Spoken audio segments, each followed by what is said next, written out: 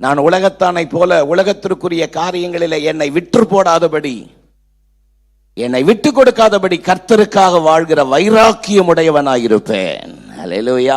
கர்த்தருக்காக வாழ்கிற வைராக்கியம் உடையவனாயிருப்பேன். சத்தமா அந்த வார்த்தையை சொல்லுங்க. கர்த்தருக்காக வாழ்கிற வைராக்கியம் உடையவனாயிருப்பேன். இந்த வைராக்கியம் இருக்கணும். உலகத்தார் செய்கிறது போல என்னால் செய்ய முடியாது.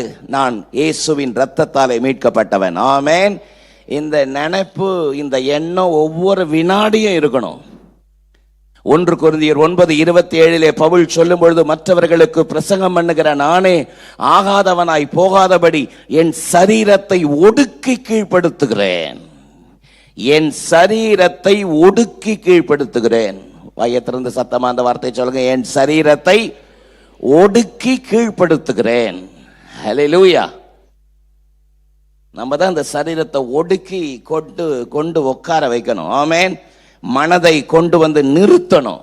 ஆமென் சொல்லுங்க பாப்போம். சரீரத்தை ஒடுக்கி கீழ்ப்படுத்துறீங்களா? சரீரத்தை ஒடுக்கி கீழ்ப்படுத்துவதற்கு தான் உபவாசிக்கிறோம், ஜெபிக்கிறோம், தேவ சன்னிதானத்தில் வந்து உட்காருகிறோம். மனதை ஒருமுகப்படுத்துங்கள் என்று சொல்வதற்குரிய காரணம் என்ன? சரீரத்தை ஒடுக்கி பவுல் அதை சொல்றாரு. மற்றவர்களுக்கு பிரசங்கம் பண்ணுகிற நானே ஆகாதவனாய் போகாதபடி என் சரீரத்தை ஒடுக்கி கீழ்ப்படுத்துகிறேன். ஹல்லேலூயா.